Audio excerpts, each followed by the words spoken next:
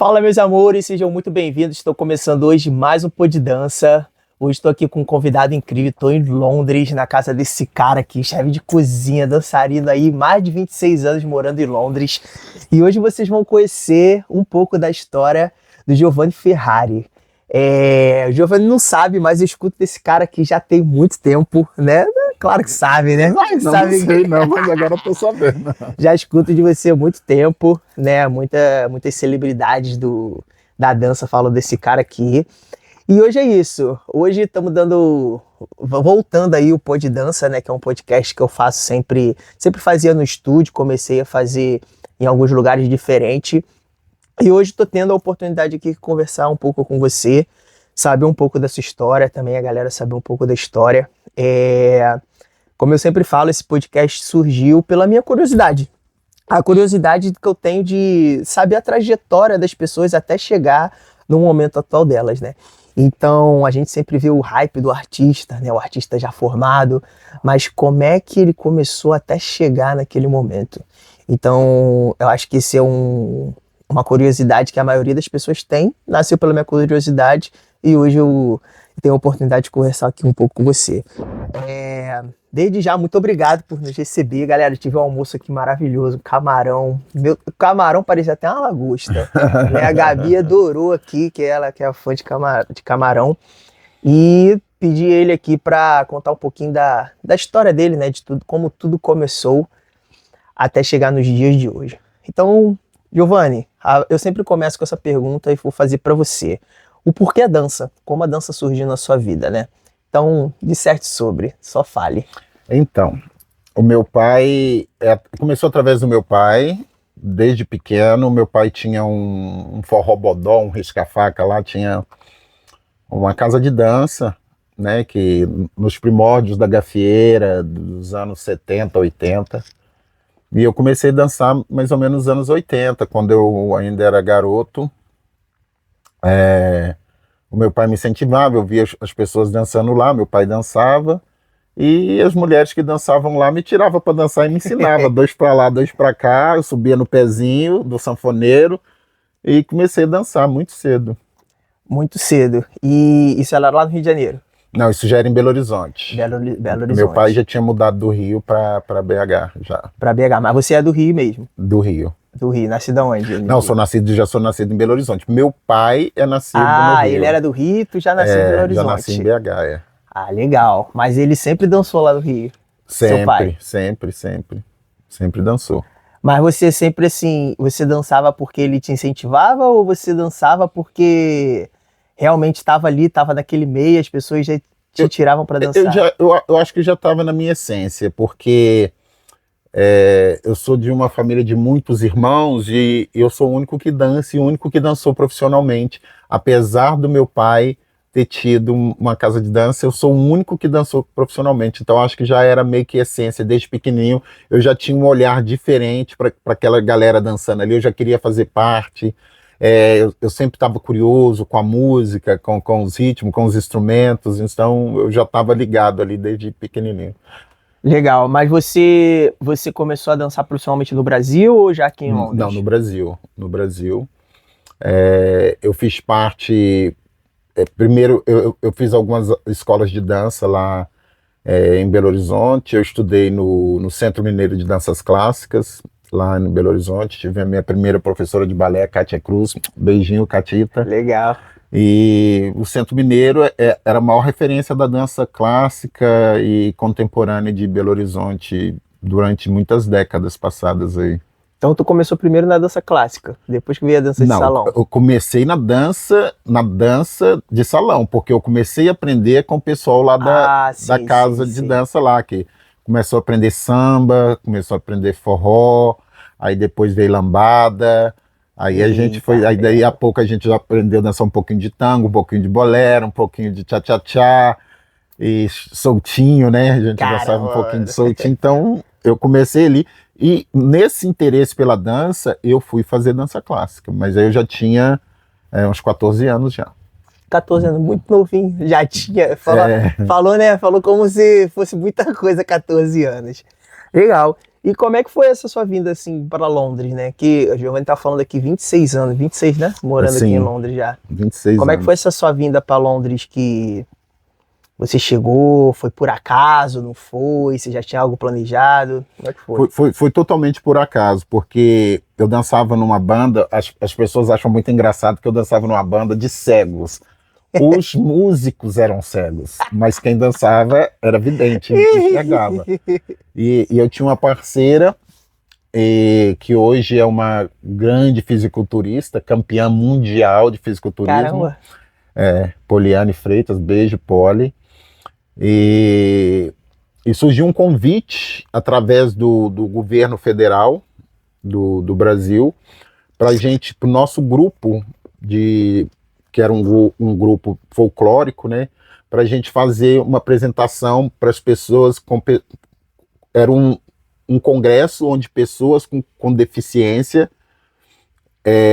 desenvolvia arte, seja dança, música, e a gente foi convidado para fazer em Istambul, na Turquia.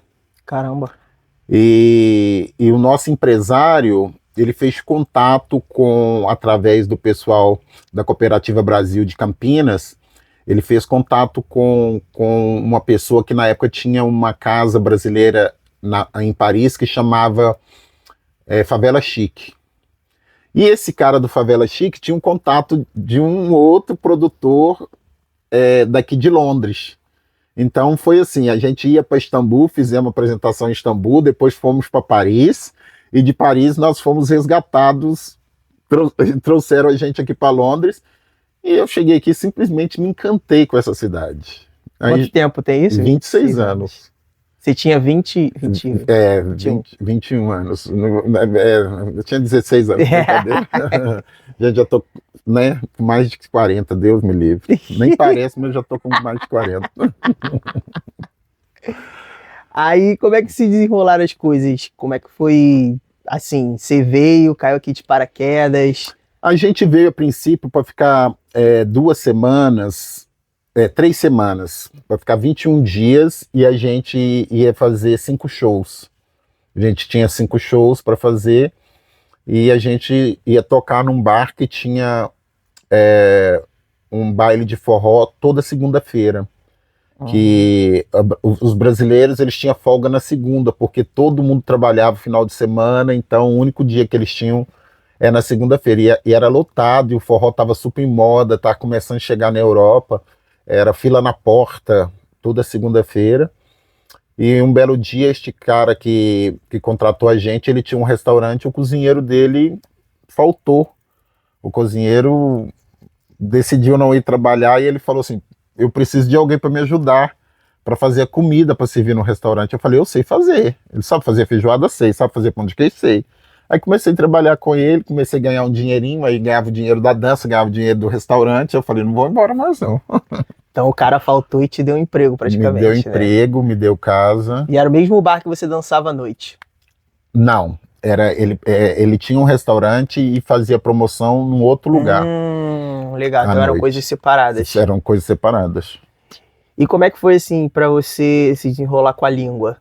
Porque tu não falava inglês já, não falava nada inglês, mas eu sempre fui uma pessoa muito curiosa, e com essa coisa, lá no bar do meu pai, lá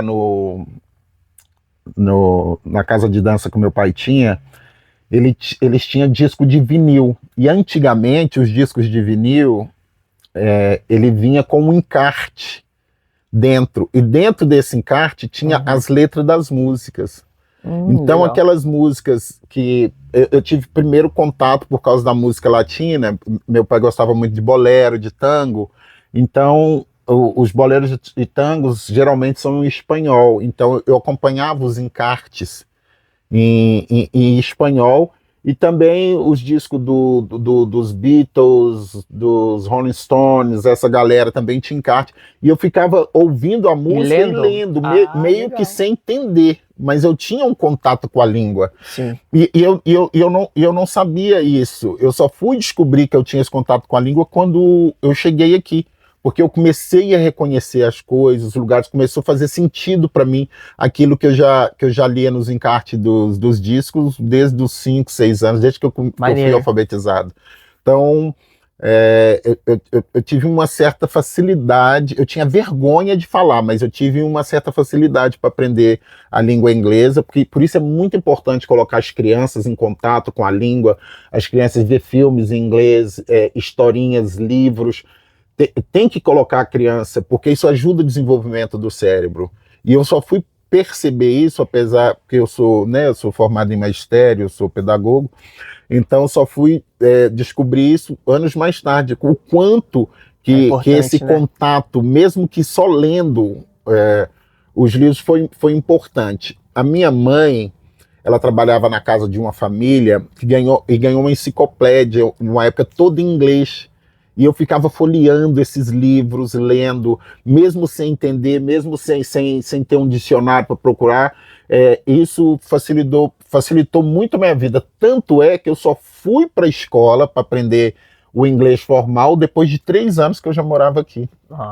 Então fiquei aqui 3 anos desenrolando de ouvido, né? De ouvido, porque não tinha a forma técnica da língua inglesa, que depois eu fui fazer colégio, né? Sim, aí você se especializou mais, né? Eu fui fazer colégio. Uma das coisas, até gravei um videozinho falando sobre isso hoje, né? Uma habilidade importante, né? Das pessoas que querem falar uma outra língua. Eu também, quando desenvolvi o inglês, cara, comecei a desenvolver, foi, assim, abriu muitas portas para mim, né? Porque eu também tinha isso, eu fiz curso lá no Brasil, eu fiz curso de, se eu não me engano, era WhatsApp, né, na época que eu fiz, só que a gente só entende que a gente não fala quando a gente precisa. Quando eu precisava falar, eu travava, eu falava, caramba, não consigo falar, poxa, eu não lembro essa palavra, caramba, não tô entendendo nada que a pessoa tá falando. Então, ter desenvolvido essa habilidade para mim também, acho que fez total diferença na pessoa que eu sou hoje, né, de conseguir estar em outro país, de conseguir me comunicar, de conseguir passar informação. Eu acho que o lance do inglês também foi muito importante para mim. Mas eu também sempre tive muito contato com a língua inglesa, né? Eu sempre escutei música.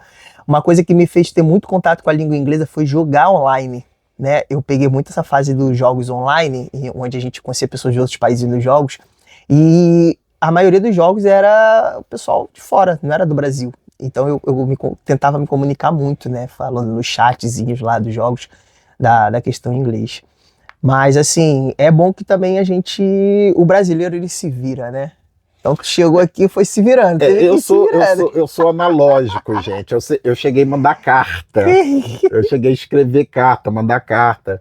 O Brasil, quando eu cheguei aqui, enviava cartas e tal. Porque, mesmo morando na Inglaterra, nos anos 2000, não era tão fácil, tão acessível. A questão de computador, de celular, não era assim tão fácil.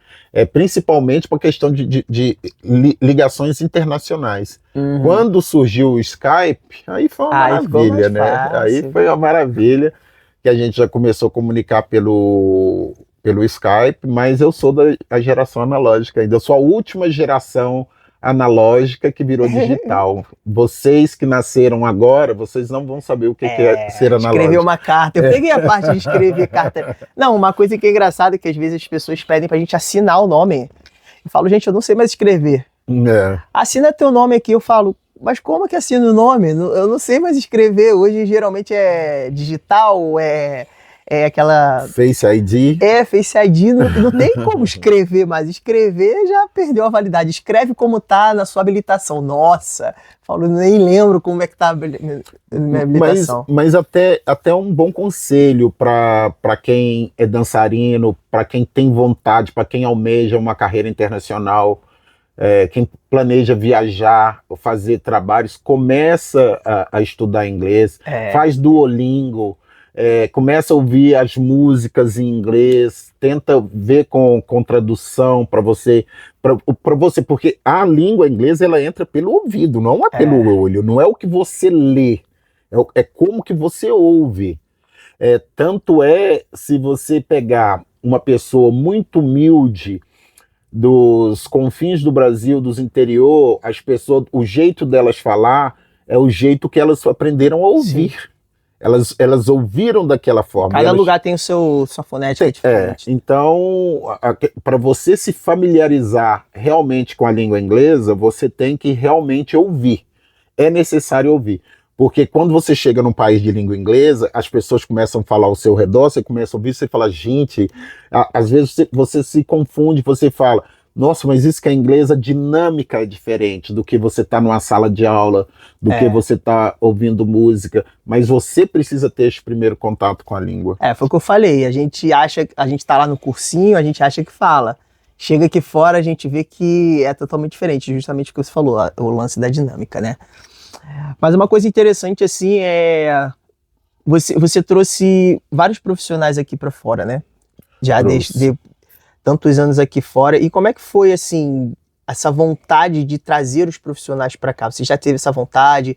Pessoas te procuraram? Ou você já tinha um contato com a pessoa e falava, cara, vou dar uma oportunidade para esse profissional?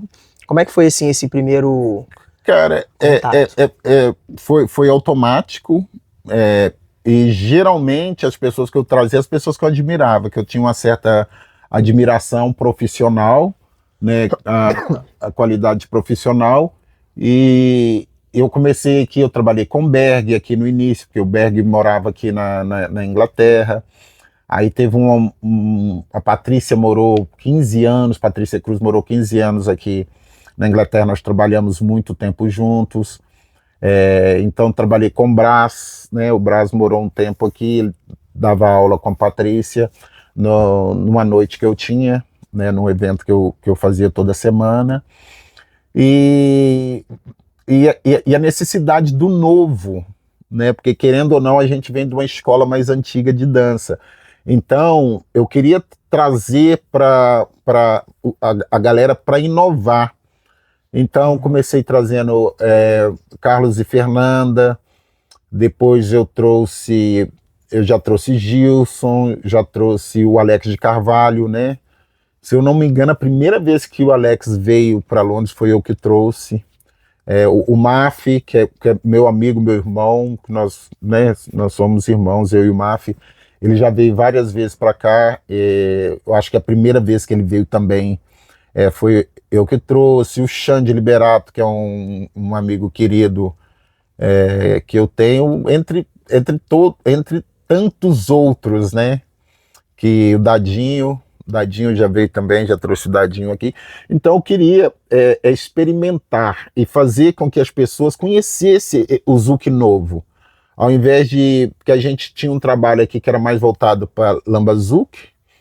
Então eu acho que Alex, o Adílio veio várias vezes nos meus eventos. Eles traziam um tempero a mais, uma coisa a mais para passar esse conhecimento para a galera aqui da Inglaterra. Aí depois vem o Maf, né, o Xande, a Vanessa Jardim, lá de São Paulo, e Dadinho também. Eles traziam uma proposta nova para cá. O Pedrinho, foi eu que trouxe ele para Londres também. Ah, legal. O Pedrinho, a primeira vez que ele veio para Londres, acho que ele ficou morando comigo uns 3 meses, eu acho. Caraca. E o Pedrinho acabou ficando. Ele fez igual, ele veio e acabou ficando e se estabeleceu aqui por muitos e muitos anos. E aí, essa galera toda, eu tenho um pouquinho de... Um pouquinho de cada um.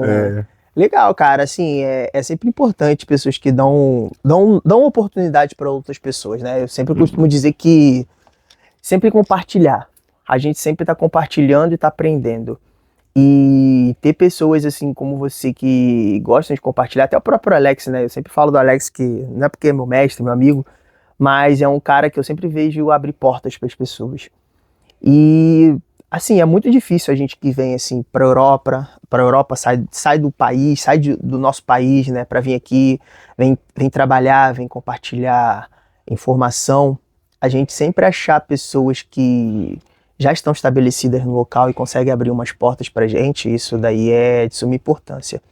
Então, assim, em nome de todas essas pessoas, muito obrigado, né, por esse trabalho que você faz. Não só porque você quer ver o crescimento da dança, mas porque você gosta também, né? Eu tô sim, aqui, tô vendo que tô super bem recebido, a gente vem aqui, a gente come, a gente brinca, a gente bebe. Ontem a gente foi pro pagode, se divertiu. Eu sei que você também sente a falta dessa energia do brasileiro, né? Que o brasileiro, ele tem uma energia única, como a gente estava conversando ontem, e sempre compartilhando aí, né, um pouco da nossa experiência, a sua experiência e a nossa experiência com isso tudo. Mas me conta um pouquinho, você tinha uma escola aqui, como é que você fazia? Depois que você chegou, você estava no restaurante, você tinha companhia, você falou também que estava no teatro, dançou um pouco no teatro. Eu sempre mantive contato com as aulas, eu sempre tive aulas de dança, apesar de que eu tive uma época que eu fiz teatro musical durante muito tempo, e tive uma época que eu fiz shows itinerantes, então eu viajei 56 países do mundo inteiro fazendo shows.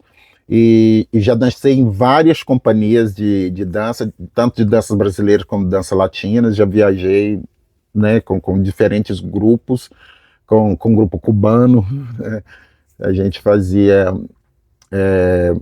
um show de salsa e tinha um grupo que a gente fazia salsa, forró, samba, lambada, que a gente viajou muito, fui 5 vezes para a Índia, 5 vezes para a Rússia, não sei quantas vezes fui para o Paquistão, Tanzânia, Cazaquistão, com lugares assim que...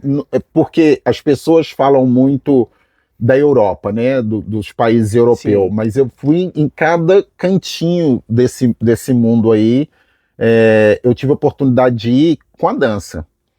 E isso tudo começou com as minhas aulas. Eu tinha aula regular aqui durante muitos anos, eu tinha aula regular, tinha estúdio, né, que a gente dava aula, e tinha uma noite que eu fazia, e antes da noite a gente tinha 2 horas aulas de dança.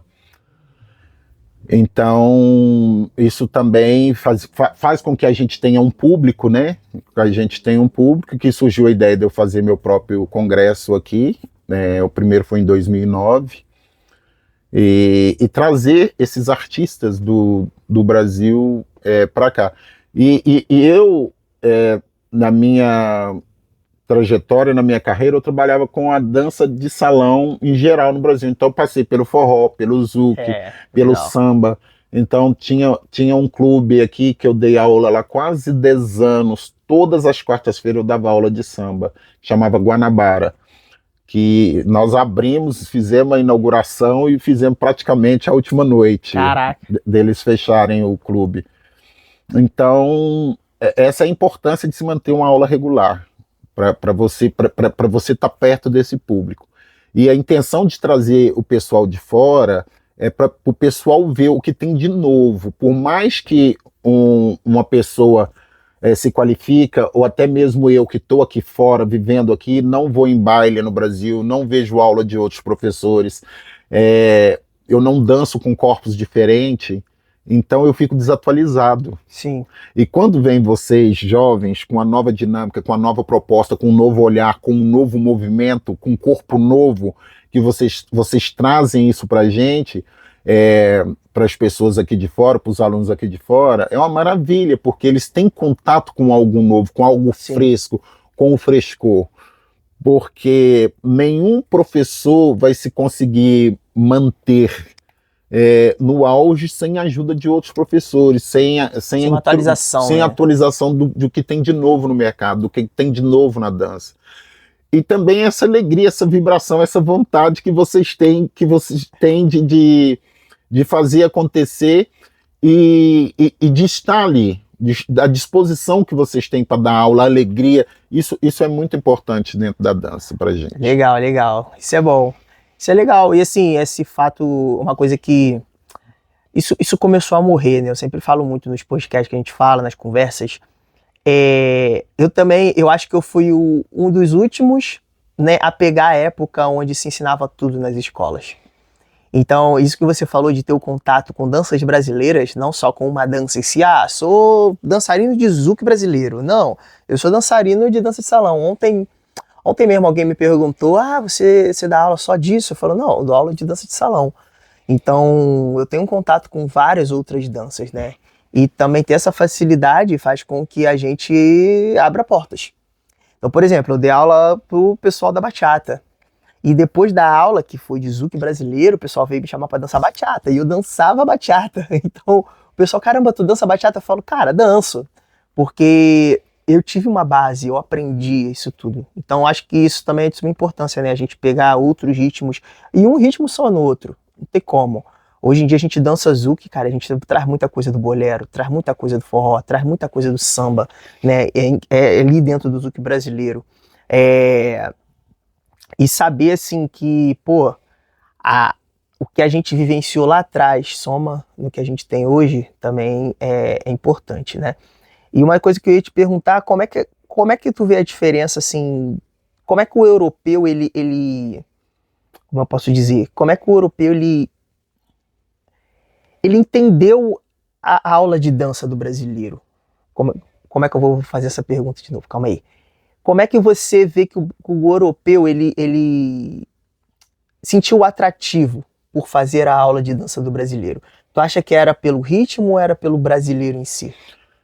Não, na verdade, todo mundo que começa a fazer aula de algum ritmo brasileiro, seja zouk, seja forró ou samba, a pessoa se identifica com o país ou com a música de alguma forma. Então a pessoa ouviu uma música, viu um vídeo. O zouk, por exemplo, a maioria dos alunos hoje que vem para o zouk, ele viu um vídeo no Instagram, no YouTube, e se encantou. Por quê? Porque a movimentação é diferente.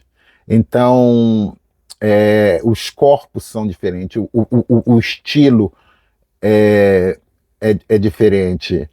A gente tem um molho. A gente tem um molho. E o europeu vê isso, cara, porque como o meu corpo movimenta é diferente de como o corpo dele movimenta. Então esse é o molho. E ele falou, e ele quer experimentar isso, ele quer se movimentar desse jeito. Ele quer fazer com que a dança dele tenha essa fluência. E essa questão de contatos com várias danças, isso é muito importante, porque uma dança ajuda a outra, um movimento ajuda o outro. E tem muitos europeus que, como eles praticam outro tipo de dança, seja West Coast, seja tango, ou seja ballroom, né? Quando ele vem para o zouk, ele se adapta muito melhor do que alguém que nunca fez nenhum tipo de dança.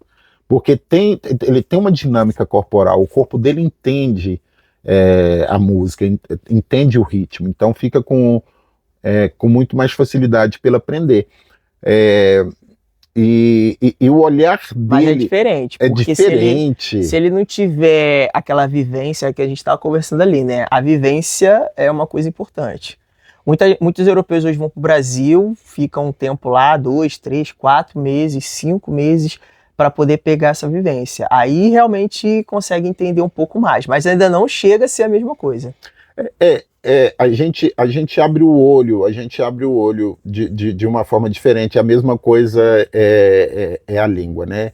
A língua entra pelo ouvido, a dança entra pelo olho, porque a dança pra gente, a música a gente ouve e a dança a gente vê. Sim. Então, são as nuances corporais, o ritmo, musicalidade, essas coisas todas que entram na concepção da dança, que faz o encantamento. Então, como eu moro muito tempo fora do Brasil, a gente pode dançar a mesma música, a mesma coreografia, mas o seu corpo tem uma dinâmica diferente do meu. Então o seu corpo vai ter uma dinâmica diferente do europeu. Então isso causa, essa movimentação causa um encantamento. Então é um molho. Eles veem e falam, poxa, eu tô querendo salsa aí também. É o molho que o brasileiro tem. E assim, o Brasil, como eu tava falando também, ele é muito grande, né? Então cada parte do Brasil tem um molho diferente. É isso que faz também o gingado. Porque, pô, tu vai no Nordeste é um molho, tu vai no Sudoeste é um molho, tu vai no Sul é outra. Então a gente consegue misturar um pouquinho ali de tudo e fazer um molho especial. A gente tem ginga. Tem giga. E, Giovanni, como é que é a sua relação hoje com o Brasil? Você costuma voltar lá, você costuma dançar, costuma tentar fazer essa atualização um pouco lá também? Eu sou muito ligado no Brasil, né? Eu tenho uma família muito grande lá, eu tenho filhos que moram no Brasil. Apesar deles não querem saber de mim, eles estão vivendo a vida deles, mas a gente tem um vínculo. Eu tenho investimentos, eu invisto no Brasil, sempre estou fazendo uma coisa ou outra lá, em Belo Horizonte, principalmente, porque meus filhos estão em Belo Horizonte, tenho filhos aqui também, né? Família aqui fora também. E eu tento ir pelo menos uma vez ao ano. Eu tento ir no Brasil. Quando dá, eu vou 2 vezes ao ano, mas nem sempre dá, porque querendo ou não, passagem já era até uma fortuna agora, né? Tá caro. Não era como antigamente, que a gente tinha mais facilidade de viajar. Hoje em dia tá bem, bem, bem carinho para viajar. E mesmo mas quando você aqui, lá, você vai lá, você tenta buscar outras danças, ver o que a galera tá fazendo. sempre. Porque o Zouk chega pra você aqui, né? Mas outras danças é um pouco mais difícil. O Zouk ainda a gente conseguiu internacionalizar mais o Zouk. Por exemplo, o forró, o bolero. Se bem que hoje também tem muita coisa do Instagram, né? Mas é diferente de vivenciar. O maior amigo que eu tenho do Zouk no Brasil é o Maf. Então, quando eu tô no Brasil, eu colo nele, nós vamos lá pro CIB, aí ele faz um Zoukzinho na Lapa, agora ele faz um Zouk em Copa, eu tô colado nele ali, a gente vai atrás ali para ver o que tá acontecendo com a galera ali, né? Então, agora ele tá fazendo um Zouk novo também no Baco Louco, lá na Barra também. Na Barra, uma casa legal. Esse eu nova, não cheguei. Bem nova agora. Não cheguei aí, não. Ele fez um agora. Foi janeiro? Foi janeiro que fez. Aí vai fazer agora um em fevereiro também. Casa bem bacana. Tem tudo para dar certo lá. Tomara que Mas dê o Maf certo. sempre foi disso também, das festas, da música, bota o som dele e vai. Eu bati um papo muito legal com ele agora, né? No começo de janeiro. A gente tava conversando, eu fui lá no Zouk, o Arcanjo tava tocando. Aí eu cheguei lá, aí o Maf tava lá sentado lá, eu fiquei batendo um papo com ele também. Gosto muito de conversar com o Maf também. É meio louco, né? Maluco, eu já beleza. fiz um podcast com ele também, ele é um maluco, beleza. É meu irmão. Eu fiz um podcast com ele, depois assiste o podcast que tem com ele também, é muito engraçado. Não, sabe o que é engraçado no podcast do Maf? Foi porque ele chegou no podcast de óculos escuro, fez o podcast todo com óculos escuro, aí no final do podcast ele falou que assim pra mim, eu tava de óculos. Eu falei, pô, Maf, agora que tu percebeu que tu tava de óculos. É a cara dele fazer isso, cara. Agora que tu percebeu que tu tava de óculos, cara, agora já era. Agora vai ficar um podcast com óculos DJ dele. meio desligado. Aí, pô, DJ. E aí, ele me chama de Michel Temer. Ó, o Michel Temer aí. Engraçado. Legal saber que tu tem ainda esse vínculo com a galera do Brasil, né? Quando vem pra cá também.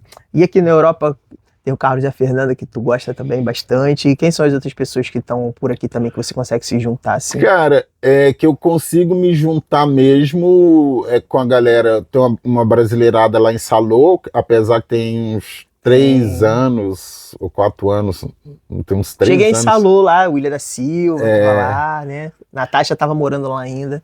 Então, assim, tem uns 3 ou 4 anos que eu não vou, mas agora mais é com Carlos e Fernanda mesmo, que a gente sempre se vê pelo menos 2 vezes ao ano. Eles vêm uma ou 2 vezes ao ano para cá e eu vou pelo menos 1 vez ao ano para lá para Praga, então... mais com eles lá mesmo. Tem os filhotes também lá, desde tu gosta, demais, né? Dá presente. A Fernandinha é uma princesa desde sempre, e o Orlandinho eu conheci ele de colo, e agora tem Bianca e Bruno, que são os foguetinhos. Caramba, muito bom também tá com eles lá. Legal, cara, legal. E aqui em Londres, assim, você costuma sair para dançar? O que você costuma fazer mais aqui nesse mundo? Olha, assim? Tá mais pro samba. Aqui tá mais pro sambinha, samba, né? Tem muitos anos que eu não vou no Zouk. Eu fui no aniversário, mas nos bailes, assim, tem muitos anos que eu não vou. Eu tô mais pro forró e pro samba aqui agora. Mas eu gosto do Zouk. Tem bastante coisa de forró aqui ainda?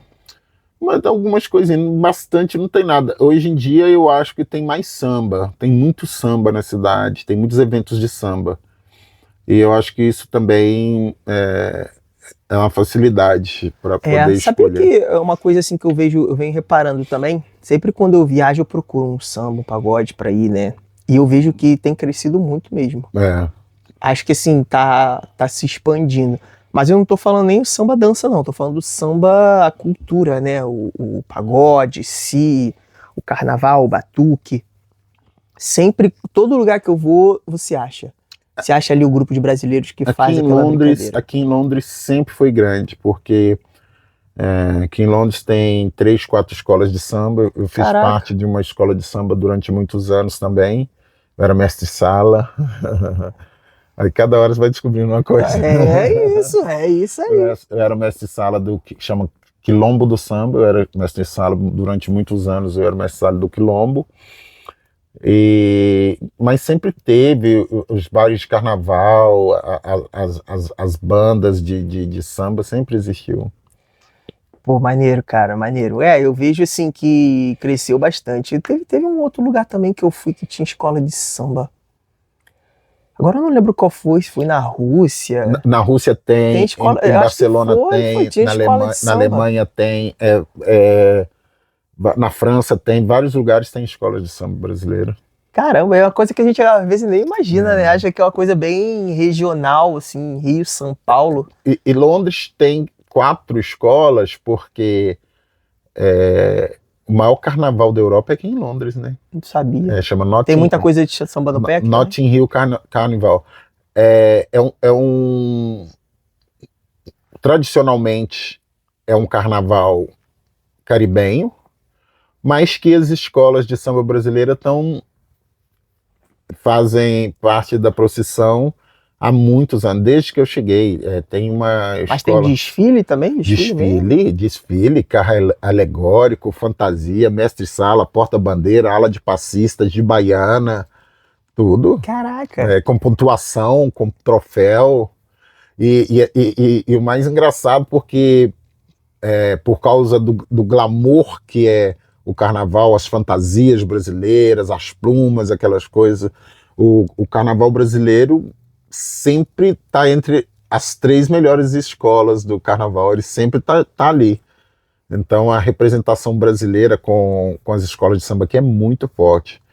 Mas assim, acontece na mesma época do ano? Na mesma época do ano, última semana de agosto.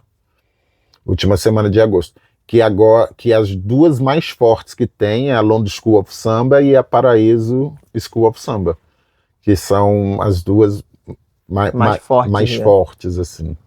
Caraca, legal, nem imaginava que tinha assim, essa força toda das escolas de samba pra cá. Eles têm alunos, eles dão aula regulares de samba. Samba no pé mesmo, né? Samba no pé. Então muitos brasileiros vêm pra cá pra isso também, né? Consegue ter ali seu trabalho com a escola de samba. O pessoal desenvolve, né? Bastante trabalho ligado ao samba. Tem aula de batucada para quem quer fazer parte da bateria, eles dão aula de batucada.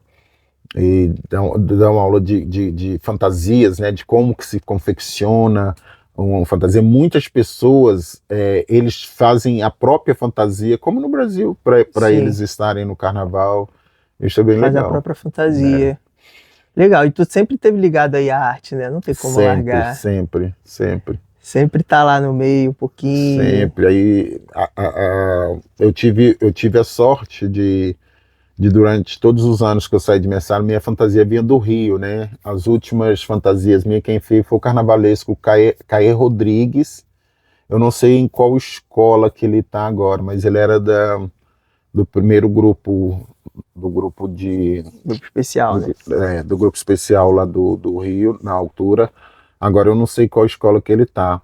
Mas aí chegava com as pluminhas meio fracas, eu falei, não. Aí eu colocava bastante pluma para dar um efeito visual, né, na avenida e, bons tempos. E você continua acompanhando o carnaval lá no Rio, a galera? Não, só pela televisão. Pela televisão mesmo, Eu não tenho muito contato com a galera de carnaval lá, assim, não. Se eu vou na altura, o Patrick Carvalho é muito meu amigo, aí se eu for na altura do carnaval, eu consigo ir assistir uns ensaios, porque ele faz a comissão de frente, eu acho Patrick, que ele é um dos grandes nomes de comissão de frente hoje no Rio, ele, né? Eu lembro quando eu entrei, quando eu estava começando na dança, o Patrick estava começando a ter essa parte da comissão, ele fazia Ciadon e estava começando Unidos de Belfor Roxo, não, Inocentes de Belfor Roxo. Aí tinha muita gente também da dança que fazia lá com ele, né, as comissões de frente, e foi ali que eu conheci o Patrick também, e agora tá voando aí, agora... Aí eu sempre dou um alô pra ele, se eu tô no Rio na altura do carnaval, eu falei, e aí Patrick, tem ensaio? Aí vou ver os ensaios técnicos, se eu tenho oportunidade, eu tô no Rio, pelo menos pra ver as escolas de samba. E agora, né, Fê? Agora, mas... Cara, o último que eu fui foi um título da Mangueira com Maria Bethânia. Nossa, tem tempo, tem muito tempo, uns 10 anos, será? Deve ter por aí. Tem bastante tempo que eu não vou assistir os desfiles das escolas do Rio de Janeiro. Eu tô perdendo o primeiro carnaval na vida. Esse é o meu primeiro carnaval da vida que eu tô passando fora. Tô longe.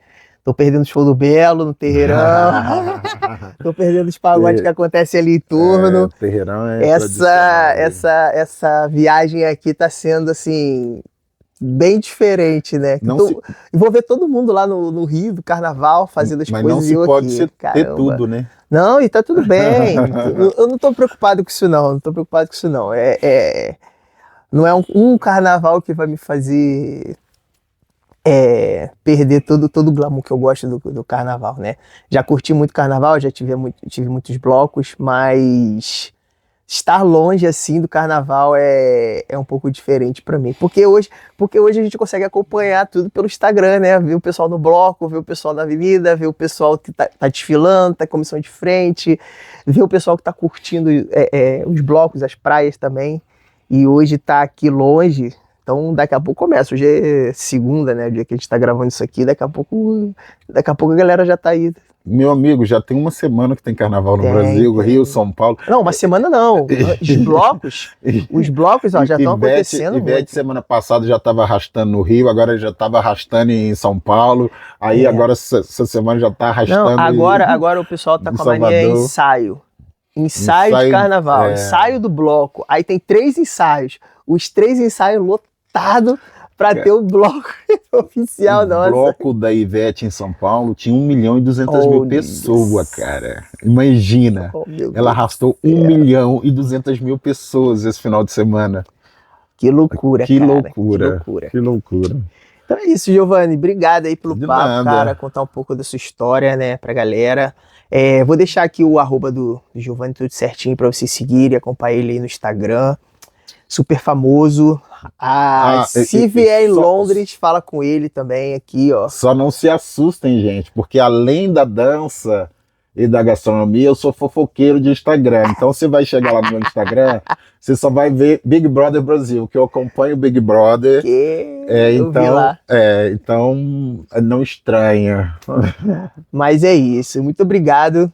Galera, esse é um formato novo que eu tô fazendo do Pô de Dança, né? Trazendo aí, não tenho mais aquele estúdio que eu tinha lá, né? Desfiz, eu tinha um estúdio tudo bonitinho, né? Que começou bem do zero, bem do básico, fui comprando as coisas, fui botando ar-condicionado novo, só que acabou ficando muito caro, e também com as viagens, aí eu tenho que passar 2 meses fora, tenho que continuar pagando luz, tenho que continuar pagando estúdio, então eu desfiz e resolvi fazer esse formato mais simples hoje, né? Hoje tem também esses microfonezinhos de lapela que a gente adquire. Antigamente não tinha, né? Vou botar isso, tem uns 3 anos esse podcast. Mais de 50 episódios já. Então, aos pouquinhos a gente vai modificando e trazendo um pouco mais também de histórias pra galera, né? Porque senão eu teria que te levar lá no Rio, no estúdio. E não, hoje eu consigo fazer aqui da sua casa, a gente grava um pouquinho e a galera conhece um pouquinho dessa história também. Beleza? Beleza. Valeu, Giovanni, muito obrigado. Vamos então é isso, galera. Esse foi mais um Pô de Dança. Acompanha que vem mais por aí. Valeu. Valeu.